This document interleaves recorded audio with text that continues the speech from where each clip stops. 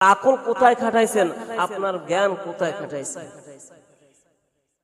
একজন মানুষ বিপদে পড়ছে, ওই বিপদে মানুষের আগে আসতে হবে, তাহলে নেককারে পরিচয় দেওয়া যাবে।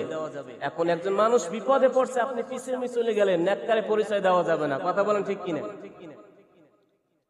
আল্লাহ রাব্বুল আলামিন বললেন, ওয়ামা কানা লিনাফসিন আন তামুতা ইল্লা বিইজনিল্লাহি কিতাবাম মুআজ্জালা।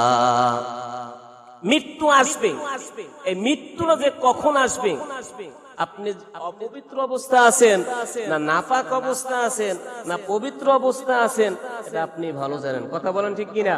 তাহলে প্রত্যেকেরই কর্তব্য, প্রত্যেকেরই উচিত যেন পবিত্র অবস্থায় মৃত্যুবরণ হয়।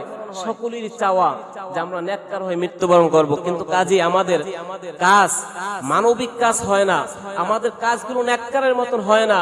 আমাদের মৃত্যুরা যে আসবে, যখন আসবে মালাকুল মউত, তখন কি জিজ্ঞেস করা হবে যে আপনাকে 5 মিনিট সময় দিলাম, 10 মিনিট সময় দিলাম, আপনি তৈরি হয়ে যান?